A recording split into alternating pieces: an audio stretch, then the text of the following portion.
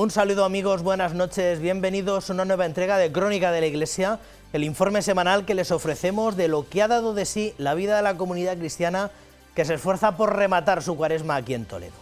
Esta nueva Crónica de la Iglesia Eclesial la hemos confeccionado con algunos de los asuntos más relevantes de nuestra archidiócesis en estos últimos días, que hemos seleccionado y que ponemos a su consideración todo lo mejor explicados que hemos sido capaces.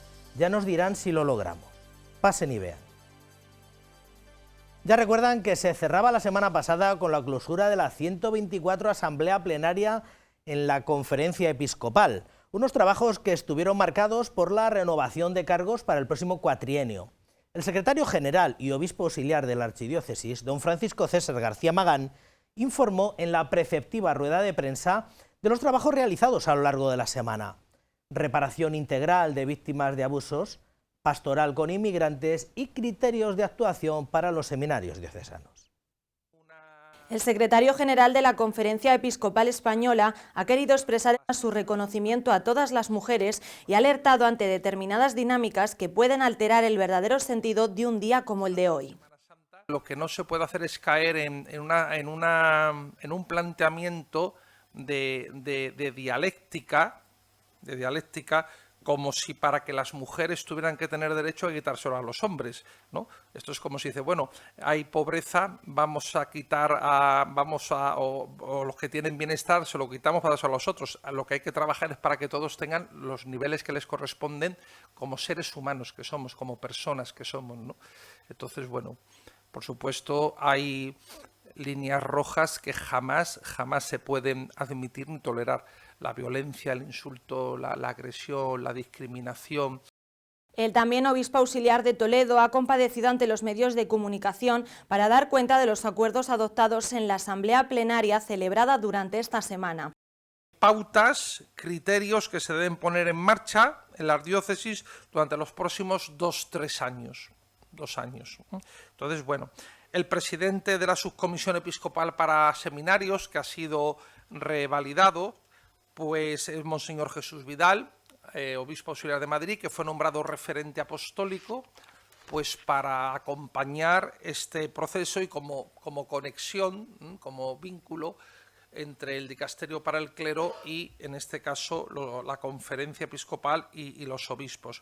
También en la permanente se presentó un avance, se acordó la constitución de una comisión ad hoc de 8 rectores de distintas zonas de España que le acompañaran y le asesoraran pues, en ese proceso.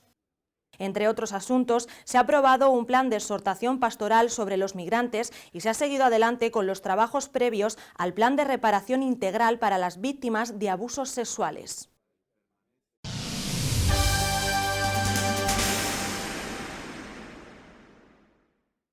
El señor arzobispo presidió la misa mayor del cuarto domingo de Cuaresma, Domingo Letare, en la Catedral Primada. ¿Cuál es el motivo por el que en este domingo debemos alegrarnos?, se preguntaba el primado. ¿Cuál es nuestro gozo y alegría como cristianos? El motivo más inmediato es la cercanía de la Pascua, la fiesta de la filiación, pero el motivo último y radical, don Francisco nos recordaba que es Jesucristo, que en la liturgia de los domingos de Cuaresma se nos presenta como el camino, la verdad y la vida del mundo. Laetare significa alegraos y así es como se llama el cuarto domingo de la Cuaresma, que supone un descanso durante este tiempo litúrgico que representa los 40 días que pasó Jesús en el desierto. Podemos un poco preguntarnos todos los que estamos aquí, el cuarto domingo de Cuaresma, ya casi vislumbramos el Calvario y vislumbramos Jerusalén con su muerte y resurrección, que sería el motivo principal de nuestro gozo.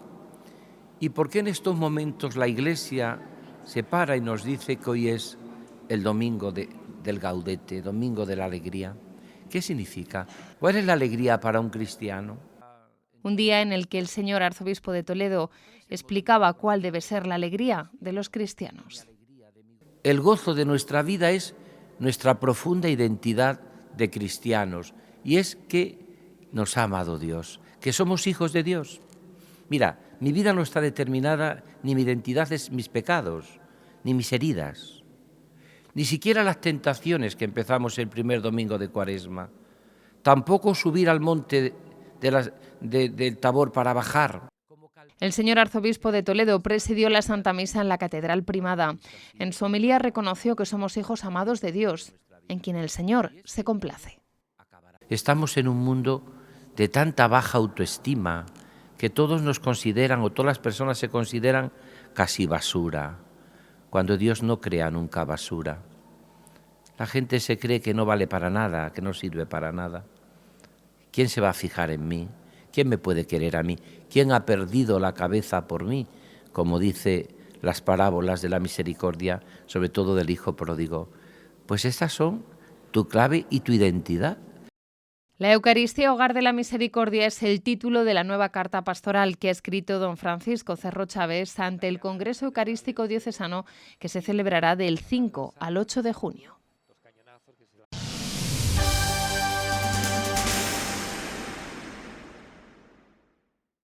El templo de San Benito Abad de Yepes está cada vez más cerca de su rehabilitación completa. Finalizadas las fases 1 y 2, ya están en marcha la 3 y la 4. Al principio parecía que el proyecto tendría un ritmo más pausado, pero una vez comprobado el deterioro que cada vez era mayor al previsto, ya no queda otra que el desarrollo ininterrumpido de todos los trabajos. Asunto que también ha modificado los costes totales, que se han incrementado un 20% sobre las previsiones iniciales. En mayo de 2023 comenzó el montaje de los andamios y era el 3 de julio cuando arrancaba la primera fase de las obras en la cubierta del templo parroquial de Yepes. La magnitud y el volumen de la rehabilitación requería de su ejecución en distintas fases, tal y como informaron los arquitectos en un primer informe. Sin embargo, una inspección pormenorizada advierte que la realidad es distinta a la que los técnicos esperaban. Al levantar la estructura, al levantar las tejas, al levantar el onduline, las tablas, al ver las maderas, las vigas que aquí podéis ver, bueno, pues se ha visto que era peor como estaba, aunque había habido un informe previo muy pormenorizado. Debido al mal estado en el que se encuentran los elementos estructurales de las cubiertas, es necesario continuar los trabajos de consolidación de manera ininterrumpida y no separar la obra por fases, tal y como se acordó al inicio. Sería un perjuicio mayor el parar, dada la situación conforme está la estructura. Entonces, ya se ha concluido fase 1 y fase 2 y estamos ya en el inicio de la fase 3. Y bueno, eso requiere, lógicamente, que la cuantía económica, estamos en una previsión del 20% por encima de lo que era el presupuesto inicial. Un 20% no es mucho dinero, pero claro, si parásemos, tuviéramos que desmontar andamios, grúa, etcétera, se incrementaría aún más. Continuar ininterrumpidamente con las obras supone también un esfuerzo económico, ya que el coste total ha ascendido un 20% más, hasta alcanzar el 1.200.000 euros. Hemos contado que estamos justo al límite de conseguir ahora mismo en donativos 300.000 euros, faltan muy poquitos, 300.000 euros en donativos. Es verdad que la obra hay una previsión de 1.200.000 y es verdad que como habéis conseguido hacer media 2 fases si solo habéis conseguido 300.000 euros, porque la Administración diocesana está ayudándonos. Hasta ahora el total recaudado asciende a 675.842,15 euros, con lo cual faltarían 524.000 euros para poder hacer frente al presupuesto total de las obras de la cubierta de este monumento declarado bien de interés cultural en noviembre del año 1992.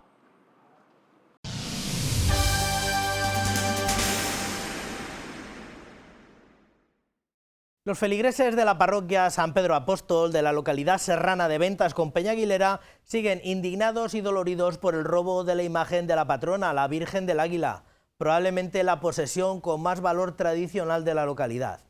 La hermandad y todos los vecinos colaboran para el esclarecimiento de esta situación que después de 2 semanas viven ya con verdadero pesimismo. El señor arzobispo quiere presidir un acto de reparación por la profanación de la ermita y el robo de la imagen. Los vecinos de Ventas con Peñaguilera viven con angustia y dolor estos días tras el robo de la imagen de su patrona, la Virgen del Águila. Tras forzar y romper la puerta principal, la policía descubrió que no solo trataron de pasar a la ermita. Y me confirmaron que sí, que la Virgen había desaparecido y que no estaba. Con lo cual el disgusto pues fue muy grande. para mí el disgusto es porque sé que a la gente le va a disgustar, porque es su patrona y tienen ese cariño a la Virgen. Confirmadas las primeras noticias, miembros de la Hermandad de Nuestra Señora del Águila y el párroco pudieron acceder a la ermita para valorar los daños. A pesar de contener otros objetos de gran valor, el objetivo estaba claro. Estuvimos mirando pues cómo habían destrozado la puerta de fuera de una manera un poquito brusca, ¿no? con poca técnica. Luego la puerta que da acceso a la Virgen, que se llama el camarín, la habían abierto con un poquito más de delicadeza. Y luego una puerta que da a la sacristía, donde está la caja fuerte, donde hay algunos donativos, algunas moneditas. Ahí no pudieron entrar y tampoco hicieron mucho interés en entrar a la sacristía. Ellos iban directamente a por la Virgen. La imagen de la Virgen del Águila es del año 1942, una réplica de la original que desapareció durante la Guerra Civil, una de las tallas más pequeñas que existe en nuestro país. La hermandad se ha movilizado en estos días a través de redes sociales y medios de comunicación para anunciar cómo serán las fiestas en su honor a su patrona este año, fecha que llegará en menos de un mes. Para informar a todos los vecinos de que las próximas fiestas que se celebran ahora el Domingo de Resurrección, después de Semana Santa, pues que se va a celebrar las fiestas en honor a nuestra Virgen, que aunque no la tenemos presente, pero en nuestros corazones siempre está, y pondremos el estandarte o alguna imagen, exactamente todavía no lo sabemos, pero bueno, posiblemente sea el estandarte, para poder tener esa representación. El señor arzobispo de Toledo ha manifestado también su consternación por el robo de la imagen de la Virgen del Águila y asegura que antes de la celebración de su fiesta acudirá a Ventas con Peña Aguilera y presidirá la Santa Misa, donde se celebrará un acto de reparación por la profanación de la ermita y el robo de la Virgen.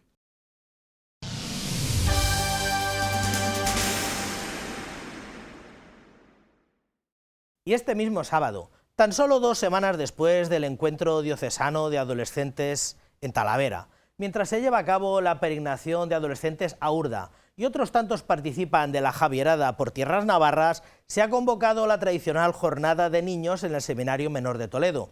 Una ocasión para vivir con los niños y niñas de nuestras parroquias y colegios la alegría de la fe en la comunión de la Iglesia, que inevitablemente tendrá un marcado aroma vocacional. La misa vendrá presidida por el señor obispo auxiliar. Este sábado 16 de marzo, los niños que participan en la Archidiócesis de Toledo de la Iniciación Cristiana tienen una cita. Por primera vez y en un encuentro único, el Seminario Menor Santo Tomás de Villanueva acoge esta jornada. Otros años hacíamos un encuentro por vicarías y este año don Francisco quería que hiciéramos un encuentro único para que también pudiéramos así congregar a más niños y tener pues este momento de comunión. Más de 300 niños se han inscrito ya para participar de este encuentro que comenzará a las 11 de la mañana y donde disfrutarán de diferentes talleres sobre la oración y sobre la figura de Jesús como buen pastor. El cartel va a ser muy significativo para lo que queremos celebrar, ¿no? Que es Jesús buen pastor, que acoge una oveja, que sería un niño, y ponemos ahí unos verbos que va seguido un poco de los signos que están presentes, ¿no? Protege, sana, cuida, alimenta, ¿no? Y aparece pues el cayado, aparece pues el morral, aparece pues estos elementos de Jesús buen pastor que son como muy significativas también para la espiritualidad y para la vida del niño. A la 1 del mediodía, el obispo auxiliar de Toledo, don Francisco César García Magán, presidirá la Santa Misa y el encuentro concluirá con la representación de la vida ejemplar del que fuera el primer rector del Seminario Menor. Otra de las novedades es que los seminaristas van a inaugurar una obra de teatro. Va a ser por primera vez, ¿no? Una obra de teatro en relación a ejemplo sacerdotal, en relación a vida martirial, que es la vida de don José Sala. Al encuentro están invitados los niños desde segundo hasta cuarto de primaria.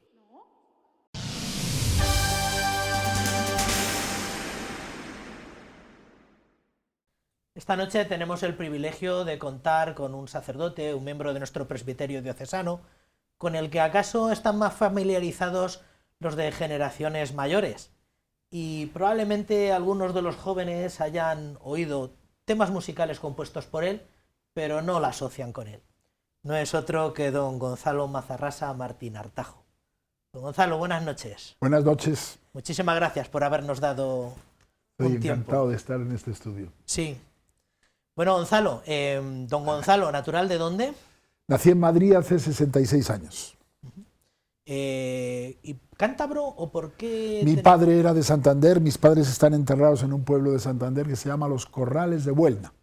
Sí, es célebre, no sabría decirte por qué, pero suena mucho. Por las fábricas que fundó mi bisabuelo.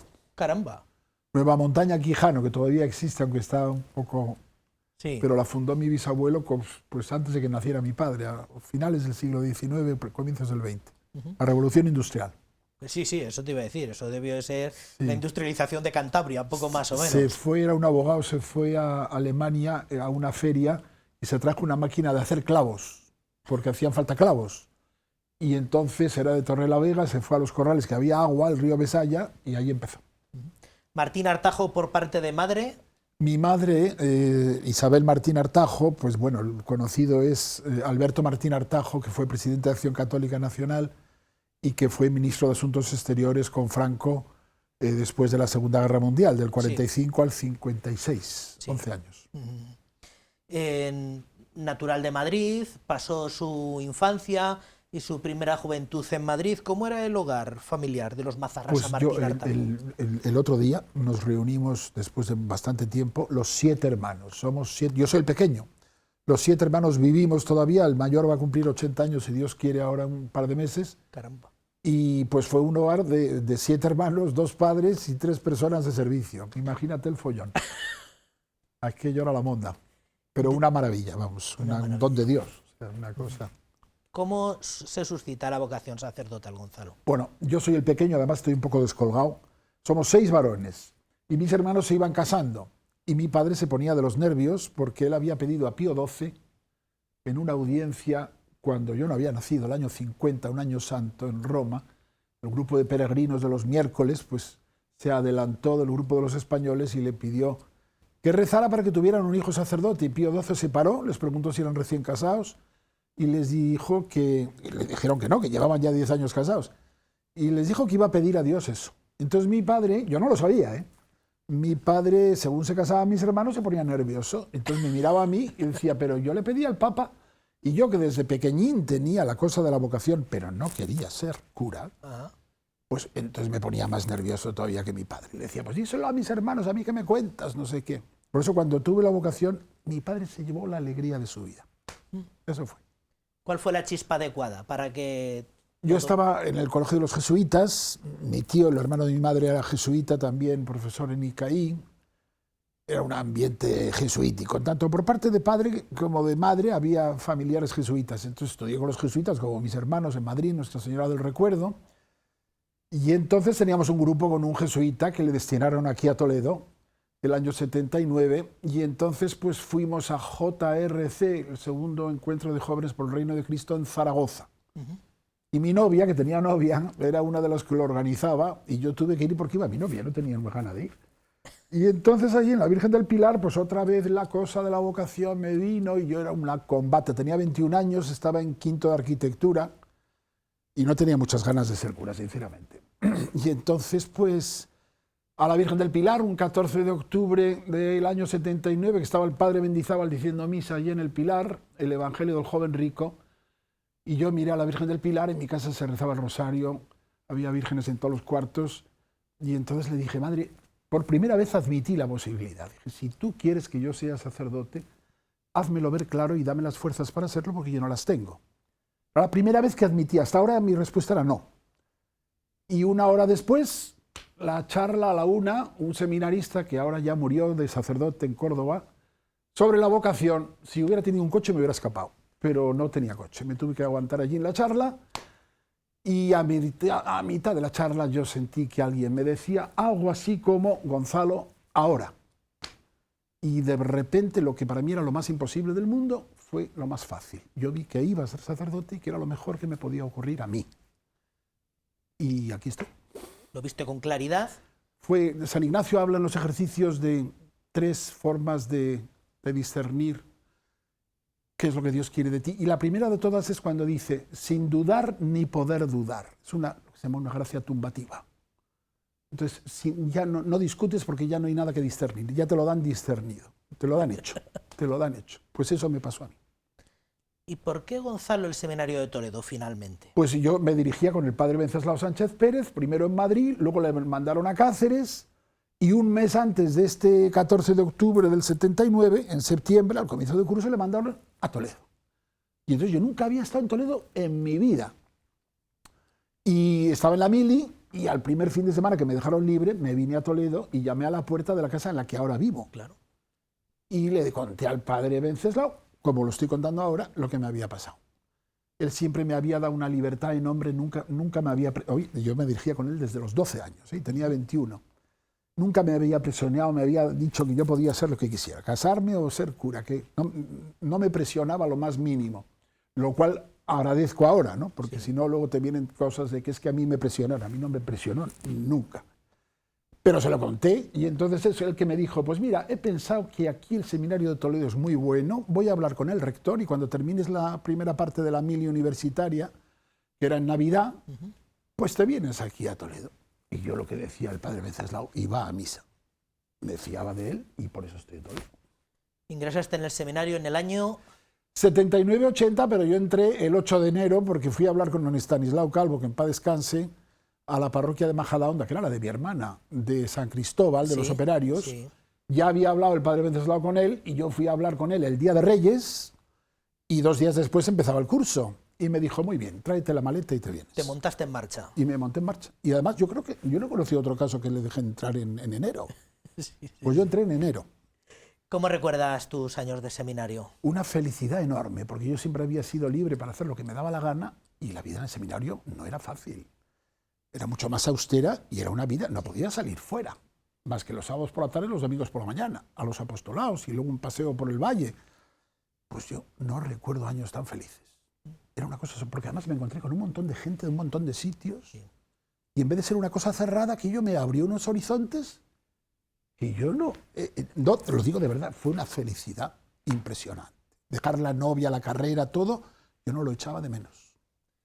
Coincidió que en aquellos años había unos cuantos de Madrid. No veníais todos por el mismo lado, porque lo tuyo era distinto, ellos venían también de pero venían, los que yo conocí venían de ambientes también de jesuitas, ignacianos. Por ejemplo, Antonio Cano de Santayana, que entró en noviembre y me dijo el padre Venceslao, ahora viene un chico de Madrid, que luego el chico era inspector de trabajo, ¿sabes? Y dice, pues aprovechando que él viene ya te meto a ti también. Y por eso vine. Pero yo no les conocía a esos. Bueno, sí, algunos sí. Sí, algo mejor de... Pero poco. Pero poco. Sí. La plantilla de los operarios era don Estanislao. Don Estanislao Calvo, don Luis Torres, don Claudio. Don Justo López Melús. Y luego ya vino don Santiago Martínez Aceves cuando se puso don Estanislao enfermo. Que fue el que le sustituyó en la rectoría. Justo, que vino de vicerrector y acabó de rector. Y la verdad que estoy muy agradecido a los operarios. Yo también les debo mucho. ¿Compañeros de curso? ¿De qué generaciones? Pues yo he tenido 2 cursos porque tuvimos un año de espiritualidad ignaciana con el padre Vidagor en 82-83 en Oropesa. Entonces empecé con un curso y terminó con otro. Pero mi primer curso, los que yo recuerdo, José Ignacio Monilla, obispo de Orihuela y Alicante, Gustavo Querejeta, Jesús López Muñoz, que en paz descanse, Sejo, que era de mi misma edad, Pepe el de Ronda, José Ruiz Navarro, en fin, un plantel absolutamente incomparable. ¿Y acabaste con...? Y acabé con, por ejemplo, Pedro Rodríguez Ramos, con César Magán, con, en fin, eran todos de 10, Alfonso Novo, Luis Fernando Prada, eran todos 10, yo 8 y medio. Madre mía de mi vida. ¿Cuándo te ordenaste? Me ordené anticipadamente el 6 de octubre de 1985, que era el día en que el Papa Juan Pablo II beatificaba a 3 jesuitas. San José María Rubio, Beato Diego Luis de San Vitores, protomártir de Oceanía, de Oceanía, de las Islas Marianas, me parece que eran. Y el hermano Gárate, a quien mi padre conoció en Deusto. Mi padre era ingeniero industrial y conoció al hermano Gárate de portero en Deusto. Pues ese día me ordené yo, con José Manuel Ampuero y José Luis Donate, que en paz descanse. Éramos 3. ¿Cante de misa? Ese mismo día, madre mía de mi vida, ese mismo día en mi parroquia de Madrid, el Santuario del Corazón Inmaculado de María de los Planes Claretianos, la misa de 9 de la noche. O sea, me ordené por la mañana aquí en Toledo, por la tarde cantaba misa en... La misa de 9 de la noche. De 9 de la noche, allí que hubo una compañera mía de COU que era feligresa de allí y no sabía nada, de repente va a misa de 9 y se encuentra que es mi cantemisa, se echó a llorar, se pasó llorando toda la misa. Oh, una buena hora, a las 9 de la noche. Y con milagro de Santa Teresita incluido. Sí. Porque yo le había pedido, estaba muerto de miedo, muerto, me entró un miedo, un pavor mortal, y le había pedido una rosa. Le dije, mira, si voy a ser un mal sacerdote, mejor que no lo sea. Y le había pedido una rosa, pero luego ya se me olvidó lo de la rosa. Entonces a las 10 de la noche, un 6 de octubre, en Madrid, Ferraz, esquina Marqués de Urquijo, que es donde yo nací, Marqués de Urquijo, y de repente ahí saludando a la gente, cansadísimo, y de repente pasa una señora con una caja de rosas, yo la miré así, pero ni me di cuenta, y una amiga mía, muy devota de Santa Teresita, fue y le compró una rosa, y vino a mí y le dijo, mira, de parte de Santa Teresita, así me lo dijo, Sí. Me la puse en el ojal de la chaqueta, y esa noche a la 1 de la madrugada tuve que ir a un enfermo, rezando completa, sentado en la cama, de repente miro la rosa y digo, la rosa de Santa Teresita, ahí caí yo en la cuenta. Pues todo eso fue el 6 de octubre del 85. Vamos a hacer una parada y hacer un pequeño excursus, porque los que en los años 90 ya pues teníamos cierta vida pastoral, recordamos dos canciones muy célebres, sobre todo en toda Pascua, en toda Semana Santa, que era la bomba de Jen Verde, que fue muy célebre y que ahora prácticamente pues apenas uno la escucha, si no es, y Camino de Maús, de Gonzalo Mazarrasa. ¿Desde cuándo tu vocación musical? Pues mira, a los 15 años, con la edad del pavo, empecé a tocar, yo no sé música, empecé a tocar la guitarra, pues viendo a mi hermano que tocaba, me fijaba en las posturas que ponía mi hermano, y con las 3 primeras posturas empecé a hacer canciones, por supuesto, no religiosas. Y entonces pues era del amor y tal y cual, pero yo mismo me había vetado la palabra Dios, Cristo, en fin, así. Y luego a los 21 años ya no podía más y le hice una canción a Jesucristo. Y yo, porque con razón me había vetado, porque me acuerdo que la canción decía, rompe con mi pasado y llévame lejos detrás de ti. Por el sendero estrecho junto a tu madre quiero seguir las huellas cálidas de tu amor y el palpitar de tu corazón. Junto a mi hermano abrázame en tu dolor. Un mes después se cumplió. Rompió con mi pasado y me dijo, ahora, venga, y aquí estoy. Y aquí está. Así que cuidado con hacer canciones religiosas porque luego se cumplen. Luego se cumplen. Bueno. Cuidado con lo que desea uno, que dicen los irlandeses, cuidado con lo que deseas. Cuidado con lo que desea, que luego todo se sabe. Luego...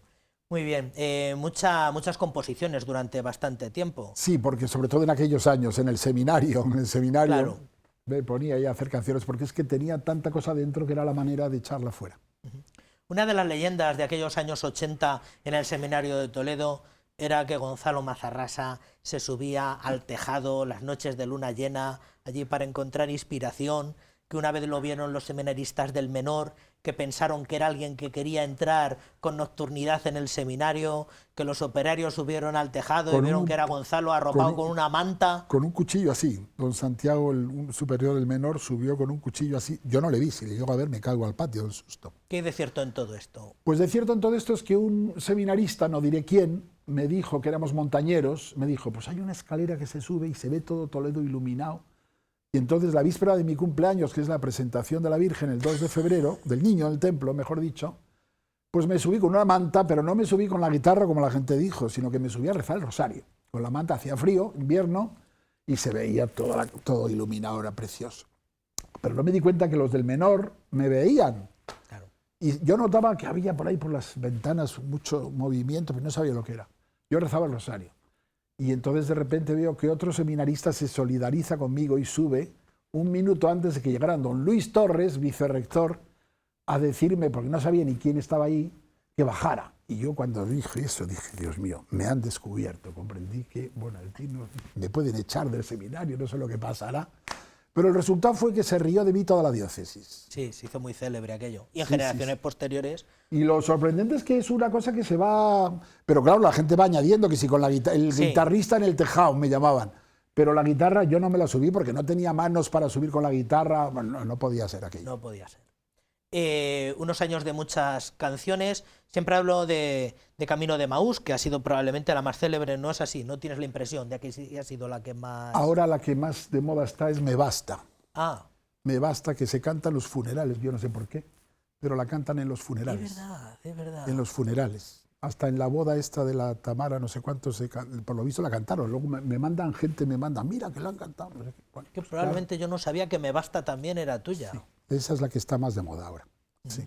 Grabaste algo en su momento, me parece recordar. En el 87 los padres de un sacerdote me financiaron un cassette, María de Jesús, y lo grabé en Barcelona. Y luego ya han sido grabaciones más caseras. Sí, había TDKs de aquellas que se iban grabando con grabaciones un poco artesanales. Sí. Pero bueno, alguna hice con estudio y con acompañamientos y tal, pero bueno, no fue tan así como aquella otra. No. Pero bueno, siempre porque otros me decían, yo no... Como suelo decir yo no me dedico a esto. O sea, que tampoco abundaste en ello. Esto es un, como es, lo demás os dará por añadidura. Esto es una añadidura, aunque yo cuando me piden canto, pero yo si no me lo piden, yo no tengo una guitarra metida en casa, pero yo no toco la guitarra yo en casa. Si no me lo piden, yo no toco. No tengo tiempo. Y de hecho no has digitalizado nada y es algo que tienes ahí un poco... Es la gente la que lo hace. Y yo no me entero de nada. Luego me mandan cosas, mira lo que sale, no sé qué. Muy bien, pues estupendo. Muy bien, primer destino pastoral en Illescas. Illescas. Vicario parroquial de Illescas. Aquello imprime carácter. Con don Gregorio Sánchez Escobar al mando. Sí, sí. Con don Javier Salazar Sanchís como compañero de viaje. Sí. ¿Cuánto tiempo en Illescas? Pues 2 años. Sustituyendo un pura sangre, sustituyendo a... Madre mía de mi vida, a José Ángel Saiz Meneses, arzobispo de Sevilla, que me reuní con él unos días antes, me empezó a contar las cosas que hacía y a mitad de la charla le paré y le dije, mira José Ángel, no me cuentes más porque me está subiendo la angustia. Yo voy el 31 de agosto, la Virgen de la Caridad, y que sea lo que Dios quiera, pero no me cuentes más las cosas que hacías porque yo no voy a poder. Y llegué a Illescas diciendo, yo no soy José Ángel. Porque aquello era una capacidad de trabajo que tenía, claro, ha terminado de arzobispo de Sevilla, no me extraña. Sí. ¿Cómo recuerdas tus primeros encuentros pastorales, tu primera experiencia pastoral? Bueno, pues la verdad que fue porque yo, mucho estudiar, pero aquello era la vida misma, la vida misma. Y Illescas verdaderamente era el complemento perfecto a los estudios, porque las bodas... Luego además, a los 6 meses me hicieron administrador parroquial de Yeles. De Yeles. Que para que te hagas una idea, en aquel tiempo censados eran 800 habitantes, ahora hay más de 7.000. Sí. Y aquello era, yo consideraba Illescas, Jerusalén y Yeles, Jericó. Cruzabas el puente. Y entonces bajaba hacia Jericó y me subía la angustia por aquí. Y cuando subía de Jericó a Jerusalén me iba bajando la angustia. Iba los sábados por la tarde y los domingos por la mañana. En aquel templo medio desnudo que había entonces en Yeles, era un poco más aderezado. Pero fue una experiencia estupenda también, eso de administrador parroquial, porque yo nunca había sido administrador parroquial. De nada. De ahí a Roma. Y don Marcelo me mandó a Roma a estudiar teología espiritual al Colegio San José, que fue una experiencia fantástica. 2 años, en la Gregoriana. Bueno, el Instituto de Espiritualidad, aquello era una maravilla. Los profesores, una maravilla. Un don de Dios. ¿Te permitió componerle una canción al Papa? Esto también forma de... Ya se la había compuesto de ese elenco de leyendas sobre Gonzalo Mazarrasa. Se la había compuesto cuando estaba haciendo la segunda parte de la mili universitaria, que eran 6 meses primero, 6 meses después ya de Alférez. Fue en el 81 cuando le pegaron los 3 tiros el 13 de mayo. El atentado de Aliasca. Yo llegué a casa, han matado al Papa. Y dije, anda, el 13 de mayo, la Virgen de Fátima. Y al día siguiente le hice una canción, Vestido blanco manchado de sangre. Y 11 años después, ¿quién me iba a decir a mí? Vino al centenario del Colegio Español de San José, 28 de marzo del 92, y entonces le canté 2 canciones. Y una de estas fue esta, que yo le llevé la letra, estaba don Marcelo sentado al lado, y fue, como digo yo, la cumbre de mi carrera artística. Desde entonces no he hecho más que bajar. Pero fue una maravilla. Me temblaba la mano, cerré los ojos, yo no sabía lo que pasaba. Y bueno, esto es pura vanidad, pero pues eso fue en el 92. Pues en el 2000 fui al Fátima a la beatificación. ¿Y cuál fue mi sorpresa cuando el cardenal Sodano, que en paz descanse, leyó un resumen de la 3ª parte del Secreto? Y de repente dice, el obispo vestido de blanco manchado de sangre. Digo, oye, esa es mi canción, derechos de autor. Yo me quedé pasmado, vestido de blanco manchado de sangre. Y la canción era vestido blanco manchado de sangre. Bueno. Aquello fue estupendo. Y desde Roma, pues un largo periplo por muchos sitios que nos llevaría una noche entera poder hablar de todo esto. Solamente decir los nombres. Sí, sí que se te asocia todavía aquel intento que hubo en el último tramo del pontificado de don Marcelo por ir de espionaje industrial allí a la diócesis de Milán para las células parroquiales de evangelización. Sí. Aquello parecía que era, de hecho, don Pigi vino aquí al seminario de Toledo, a los que éramos ya alumnos eclesiásticos, a explicarnos un poco las intuiciones que ellos tenían. Tú fuiste el que fuiste de espionaje industrial pero que allí. yo no sabía nada de nada, porque a mí me había mandado don Marcelo 1 mes y medio, el año anterior 15 días, con otro sacerdote. Nos turnamos 15 días cada uno. Pero el segundo año, para economizar, me mandó a mí solo 1 mes y medio. Yo no me enteré de nada, ni de quién era don Pigi, ni las células, ni nada de nada. Pero yo le estaba rezando a San José para que me hiciera un evangelizador. Y entonces llega el 4 de mayo de aquel año 95 y voy a Talavera a conservar la misa con don Marcelo y luego me acerqué a él, que había un montón de gente en el locutorio, me acerqué como pude, para decirle que había vuelto de lo que me había mandado, de ir a Puerto Rico a dar ejercicios a las hermanitas de los ancianos desamparados. Y antes de que le dijera nada me dice, ¿quieres ir a Milán? Yo no sabía lo que era. Pero como le estaba rezando a San José y terminaba justo ese día, pues dije, sí. Y luego me entero que era don Pigi y las células, y digo, muy bien, pues nada, pues lo que diga San José. Eso fue. Luego al final te pegaste allí 4 años, me parece. ¿Qué va? ¿No? 11 meses. 11 meses. 11 meses, porque nada más mandarme vino don Francisco Álvarez. Y la primera vez que hablé con él, me dijo que volviera al final del curso. A don Pigi no le gustó mucho aquello. Que ha muerto ya don Pigi. Sí, ya murió. Pero yo estaba pensado como para 4 o 5 años, pero estuve 11 meses. 11 meses. Del 1 de septiembre al 31 de julio. Otra cosa con la que tal vez se te asocia más en la historia reciente es con el camino, ¿no? Catecumenal. Sí. ¿Cuándo conociste el camino, Gonzalo? Remontándome, sería en el Colegio de los Jesuitas, en cuarto de bachillerato, es decir, 13, 14 años, años 71, 72, mi tutor era uno de los primeros del camino, José María Soler, hijo de un mártir, que le van a beatificar ahora. Por cierto, mártir de Santander. Y entonces, pero yo no sabía ni lo que era el camino, yo solamente sabía que ese hombre me impresionó mucho. Y luego pasaron los años y mi mejor amigo entró en el camino. Está casado. Y me impresionó también mucho porque yo le conocía muy bien desde pequeños y vi que él y su mujer cambiaban. Eso lo vi y no sabía por qué. Pero bueno, todo eran cosas así. Y luego ya, precisamente cuando don Francisco M. Álvarez me manda a la Comisión Episcopal de Misiones, en la Conferencia Episcopal de secretario del secretariado, de director del secretariado, pues tienes que ir a vivir otra vez allí, y entonces la parroquia de Agustinos, el día 1 de octubre, Santa Teresita, que fui a rezar el rosario por el Arturo Soria, me encuentro con las catequesis y como aquello me desbordaba, porque aquello me desbordaba, pues cuando lo estás pasando mal, te tiras de cabeza donde te agarras a lo primero que flota. Y lo primero que flotaba era catequesis del camino neocatecumenal. Me senté en el último banco y por mi despacho de la Comisión de Misiones, más de la mitad de la gente que pasaba eran itinerantes del camino. Claro. Sobre todo seglares, porque yo les hacía una especie de pasaporte eclesial para demostrar que las familias en misión eran católicas misioneras, ¿no? Sí. Y entonces hablaba con ellos, estaba yo, y uno me dijo, ¿por qué no llamas a Kiko? Y yo, Kiko, sí, llámale. Y le llamo Kiko, que soy el director del secretariado de la Comisión Episcopal de Misiones y Cooperación entre las Iglesias. Me paró a la mitad y me dijo, vete a La Paloma, que te ayudará. Año noviembre del 96. Y entonces obedecí. Me fui a La Paloma y estoy en La Paloma, de la tercera comunidad. ¿Caminando con ellos? Sí, voy los miércoles a La Palabra y vuelvo los jueves aquí a Toledo. ¿Ya acabaste? ¿Ya terminaste? Acabamos el camino en el 2016, íbamos a haber hecho ahora, en febrero, el matrimonio espiritual, que es lo último que nos falta por hacer, pero estalló la guerra. Pues si tu trayectoria antes era insospechada, a partir de entrar en el camino, ser itinerante, ¿no? Siempre yo quería ser misionero desde pequeñito. Yo me acuerdo que recibía la revista Aguiluchos, en el seminario fui del grupo de misiones. Recibí la revista Aguiluchos y había una cosa que era Pasar los Mares, que tú vendías las papeletas y luego llevaba con mi madre, Arturo Soria, a la casa de los misioneros combonianos Mundo Negro, pues mis pesetitas de la no sé qué, y me hacía una ilusión aquello. Yo quería ser misionero. Y luego encima me mandaron a la comisión de misiones. Entonces, en el camino de repente me di cuenta que podía ser diocesano y misionero. Y entonces yo dije, pues yo quiero ser, hice una canción, Itinerante por Cristo. Y al final lo fui. ¿Te levantaste en un encuentro de estos? Me levanté, primero te tienes que, como cura, tienes que pedir permiso al obispo. Y entonces vino don Antonio Cañizares y me dijo que sí. Y entonces fui al Porto San Giorgio, o sea, los curas tenemos que ir con el permiso, si no escrito, por lo menos verbal, del obispo, porque si no, bromas las justas. Claro.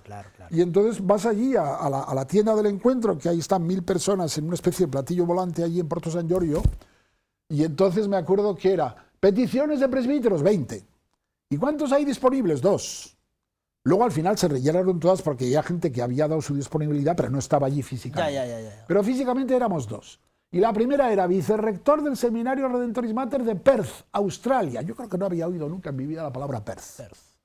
Y entonces yo me quedé así, y Kiko miró al otro y dijo, ¿tú hablas inglés? Y dice, yo no. ¿Y tú? Yo sí. Dice, pues a Perth. A Perth. Hala, 4 años y 2 meses en Perth. Y además, ¿dónde has estado itinerante? Además y luego he estado recientemente en Panamá. Pero solo 5 meses porque me dio la sinusitis, aquello es muy húmedo, y la otorrinolaringóloga del 12 de octubre de Madrid me dijo, ¿no podría usted volver para el tratamiento? Y entonces, por eso volví este curso y estoy aquí de adscrito en la parroquia de Santiago, donde ya estuve 5 años de vicario en parroquia. Sí, porque hay comunidades. Yendo y viniendo, Quintanar de la Orden, me parece recordar. Estuve un año en Quintanar de la Orden, que fue un año muy importante, madre mía de mi vida. Quintanar de la Orden, vicario parroquial con el párroco Marcelino Casas, y también ese fue un año estupendo, porque yo pensé que allí no había comunidades, pero había una familia del camino, con 5 niños monísimos, que ahora son padres de familia, y entonces pues me acogieron con un cariño enorme. Otro periodo también en la parroquia de Santiago, anterior a este, y ahora en la parroquia de Santiago, y está aquí en Toledo pues, por razones médicas también, como está diciendo. Sí, ¿no? me dijo eso porque es que la humedad de Panamá era tremenda. Hace unos días estuvimos aquí con don Domingo Oropesa, que ha estado operándose de cataratas. Es que el Caribe, chico. Y lo han parcheado lo suficiente para que vaya a Cuba. Te vienes aquí, te parchean y luego te vuelven a mandar. Otra temporada, estoy aquí de... Pues nada más, Gonzalo, muchísimas gracias por el testimonio y contamos, mientras esté todavía con nosotros, pues contamos. Pues yo estoy aquí, dispuesto a todo. Otro día nos toca algún tema o viene con la guitarra. Sí. No es la primera vez que tenemos con nosotros a el arzobispo, que somos compañeros de seminario, pues me ha contratado cuando hace la grabación de la Hora Santa. Sí. Pues voy yo ahí de telonero, y entonces una al principio, otra en medio y otra al final. Él mismo me dice, canta esa de no sé qué, yo, a ver si me acuerdo. En vez de disparar música por un CD, pues tenemos música. Es que el vis a vis es más efectivo. Es más efectivo. Muchísimas gracias, Gonzalo. A vosotros.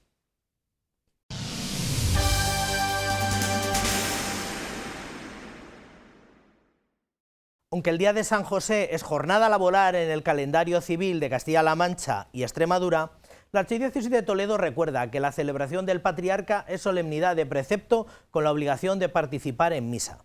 El señor arzobispo dispensa del precepto a todos los que no les sea posible compatibilizar la jornada laboral con el cumplimiento de los deberes religiosos.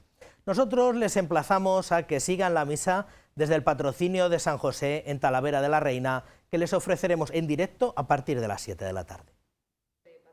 El señor arzobispo de Toledo, don Francisco Cerro Chávez, firmaba un decreto el pasado 29 de febrero en el que establece el día 19 de marzo, fiesta de San José, como solemnidad de precepto. En el documento episcopal se expone que este año 2024 es jornada laboral en el calendario civil de las comunidades autónomas de Castilla-La Mancha y Extremadura. Para señalar el tratamiento debido que dicha fiesta debe tener por parte de la comunidad católica, se dispone mantener el día 19 como solemnidad de precepto con la obligación de participar en la Santa Misa.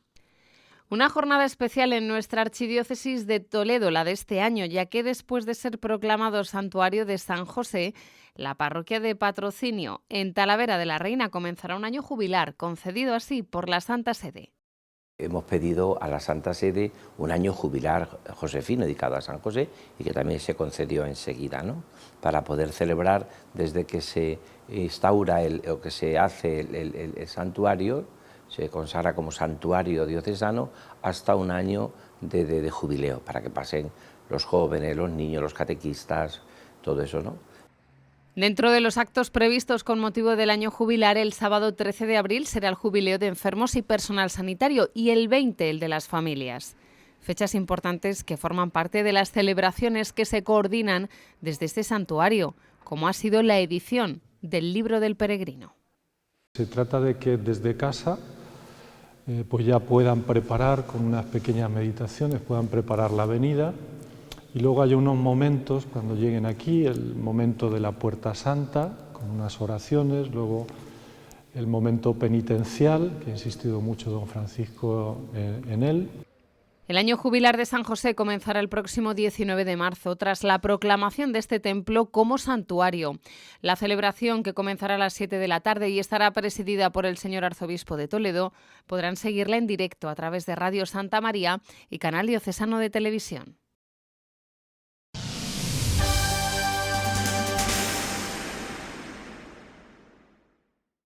En sus 44 años de existencia, el albergue Cardenal González Martín ha pasado de ser un lugar que acogía a personas de paso a convertirse en un centro de apoyo para los que se han quedado en la calle, un centro de reinserción social, un centro de día para acceder a alimentos y ropa y sobre todo un lugar para recuperar la autoestima.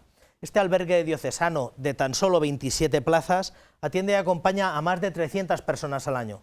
Poco tiene que ver con los viejos tópicos sobre centros para transeúntes. Se trata de una casa del siglo XVIII que primeramente comenzó siendo una guardería infantil y después un albergue para mochileros. Con el paso del tiempo, el perfil de los usuarios cambió. Ya no se trataba de excursionistas con pocos recursos, ya estamos hablando de personas sin hogar por diferentes circunstancias de la vida. Y es lo que sigue haciendo hoy. Se trata del único centro para personas sin hogar y también el único comedor social de la ciudad de Toledo. También nos encontramos con este fenómeno, con que hay personas que no tienen su red de apoyo, no tienen ninguna red social ni familiar, problemas mentales o problemas de adicciones, que se encuentran literalmente en la calle sin ninguna ayuda. Pues este es un alojamiento donde se la atiende y se la acoge. En estos momentos tiene una capacidad para 27 personas y suele estar siempre al completo. Debido al aumento de la pobreza en mujeres, de las 27 plazas que hay, 9 son para ellas. De hecho, hay reservada una planta específica para mujeres. El tiempo que los usuarios suelen pasar allí suele ir de los 6 meses al año. Además, también funciona como centro de día para aquellas personas que sí tienen dónde dormir, pero no recursos para comida y ropa. El centro no ofrece solo pasar una noche, sino un programa integral de acompañamiento y de inclusión social de las personas. Porque la persona nunca pierde su dignidad, sino su capacidad para defenderla. Por lo cual, el trabajo de Cáritas es eso, defender a la persona, restaurarla en su vida, para que pueda superar estas dificultades y volver a la vida social y familiar que por derecho le corresponde. Hasta el año 2013 eran las hijas de la Caridad las encargadas de gestionar esta casa de acogida. A partir de ahí se hace cargo Cáritas Diocesana de Toledo. Al año se llega a acoger alrededor de 300 personas y a casi 200 personas se les proporciona alimentos y ropa. Aunque todavía quedan alrededor de unas 30 personas en la ciudad de Toledo durmiendo en la calle.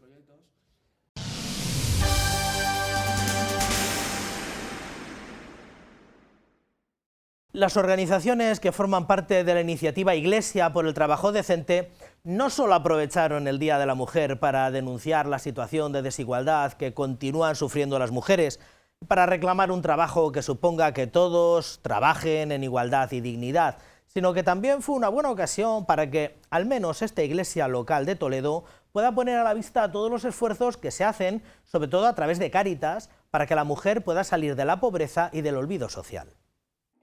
Desde hace algunos años, la pobreza tiene rostro femenino. Cáritas viene denunciando esta realidad con datos concretos. En el albergue Cardenal Marcelo González han pasado de atender a un 5% de mujeres a un 30%, situación que se repite en el albergue de Talavera de la Reina. Un tercio de las plazas son para mujeres. Hasta aquí llegan con necesidades materiales, sin familia, sin red social de acompañamiento, sin proyecto de vida. Entonces, gracias a ellos logré salir y empezar. Yo no sabía lo que venía, no sabía. Empezar de cero, no saber qué iba a pasar con mi vida, un futuro incierto, venía con mucho temor, pero al mismo tiempo yo sabía que iba a salir adelante. Las organizaciones que forman parte de la iniciativa Iglesia por el Trabajo Decente denuncian la situación de desigualdad que continúan sufriendo las mujeres. Insisten en fomentar líneas de trabajo que consigan acabar con la feminización de algunos nichos de trabajo, como el de los cuidados, y que además en nuestro país recaen en las mujeres migrantes. Les ofrecemos muchas veces trabajo sin las condiciones dignas que se merecen como persona, ¿no? Y bueno, pues estamos aprovechando esa situación de vulnerabilidad con la que a veces se acercan a nuestros países para ofrecerles unas peores condiciones. Aprovechamos a ofrecerles unas jornadas laborales más largas, unas condiciones económicas menores. En el área de familia de Cáritas Diocesana se desarrollan proyectos específicos de acompañamiento a la mujer, Proyecto Mater o Rompe tu Silencio, o Proyecto Santa Marta, donde se ha acompañado a más de 250 mujeres y más de 350 menores desde 2018. Denuncia y acción, reivindicación y propuestas, poniendo a la persona en el centro de la atención de la Iglesia.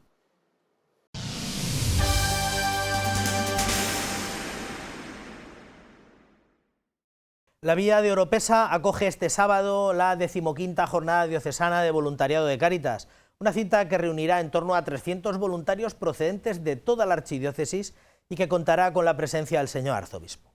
Bajo el lema Dando Esperanza y tras 2 años sin celebrarse, el encuentro de este año solo se entiende en el contexto del 60 aniversario de la Constitución Canónica de nuestra Cáritas diocesana. También habrá ocasión para un reconocimiento a los que fueron directores de las Cáritas parroquiales en este último medio siglo. En 2023, Cáritas Diocesana celebró su Asamblea General y este año convoca a los voluntarios, en la que será la 15ª edición de la Jornada de Voluntarios, un encuentro que se celebrará este sábado 16 de marzo en Oropesa. Una jornada que tiene como lema Dando Esperanza. Entre las funciones que tiene el voluntario de Cáritas, el voluntario de la Iglesia, es anunciar el amor de Dios, y ese amor conlleva esperanza, conlleva dar oportunidades y conlleva dar promoción también al ser humano, a todas las personas que acompañamos en Cáritas. 60 años de entrega y caridad, 60 más de esperanza. Es el título de la charla que ofrecerá Guillermo Fernández Maillo, técnico del equipo de desarrollo organizativo y responsable de formación en Cáritas Española. Una charla que hablará de cómo a lo largo de todos estos años Cáritas se ha ido transformando. Cáritas la enfocará como un camino que comenzó dando respuesta a una necesidad, que en aquellos momentos la leche americana, respondiendo al asistencialismo, a la necesidad de ropa, a la necesidad de comida, y a lo largo de todos estos años, pues Cáritas se ha ido transformando. A lo largo de la jornada habrá un momento de reconocimiento y agradecimiento a los que han sido directores o responsables de sus Cáritas parroquiales en estos años.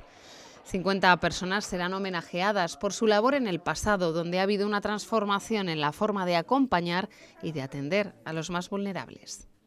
Detrás de ellos siempre hay un equipo de personas, pero hemos tenido que establecer pues un criterio, un reconocimiento. Y está enmarcado igual dentro del 60 aniversario. Consideramos que la historia de Cáritas es muy importante, las personas que han estado al frente, que han creado, que se han entregado y que han ofrecido su vida y su testimonio por ayudar a los más necesitados. El señor arzobispo de Toledo presidirá este encuentro en el que se celebrará la Santa Misa a la 1:30 en el Templo Parroquial de Oropesa. Más de 300 voluntarios de Cáritas se han inscrito ya para participar en esta jornada que alcanza su 15ª edición y que contará con representantes de las 137 Cáritas parroquiales de la Archidiócesis de Toledo.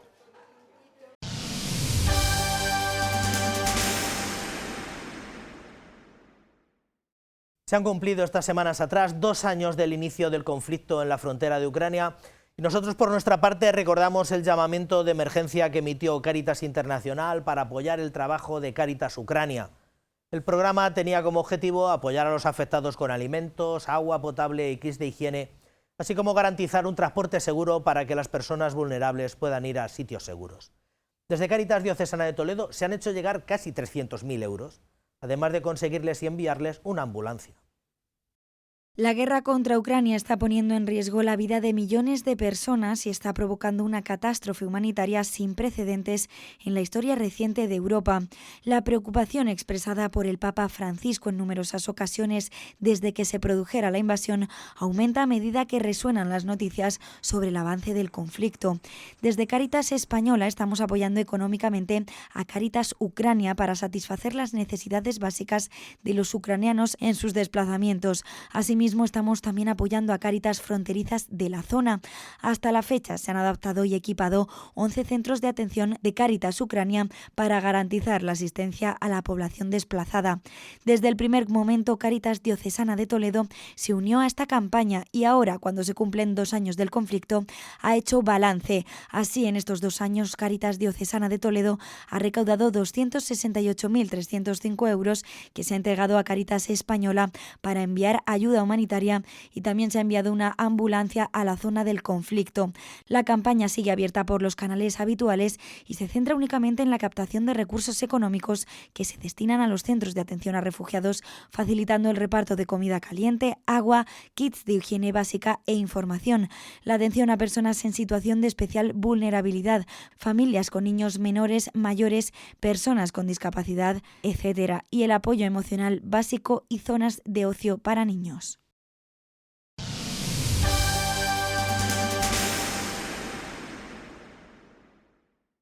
Cerramos este elenco de informaciones con un par de asuntos más breves. Por una parte, el señor arzobispo participó de la peregrinación extraordinaria de la Hermandad del Rocío de Toledo hasta el santuario de la aldea onubense, un gesto pionero que le convierte en el primer primado que celebra la Eucaristía en este santuario internacional. Además, esta misma semana se inauguró y se bendijo lo que será la residencia de nuestro arzobispo emérito, don Braulio, que después de 4 años de jubilado encuentra por fin ya una morada que se le adecue. El señor arzobispo de Toledo ha entregado su anillo episcopal a la Virgen del Rocío. Monseñor Francisco Cerro Chávez participaba el pasado 9 de marzo en la peregrinación extraordinaria de la Hermandad de Nuestra Señora del Rocío de Toledo hasta la aldea onubense del Rocío, siendo la primera vez en la dilatada historia de la devoción rociera que un arzobispo toledano celebra la Eucaristía en este santuario internacional. Esa misma tarde firmaba en el libro de honor del santuario, visitó la Casa de Hermandad de Toledo en la aldea y presidió el Rosario de Hermandades. Al término de la celebración litúrgica, don Francisco Cerro Chávez donó su anillo pastoral a Santa María del Rocío como gratitud por todo su ministerio apostólico. Son imágenes de la residencia episcopal San Ildefonso. Este martes por la tarde el señor arzobispo de Toledo, don Francisco Cerro Chávez, bendecía estas instalaciones que será donde resida el arzobispo emérito de Toledo, don Braulio Rodríguez Plaza.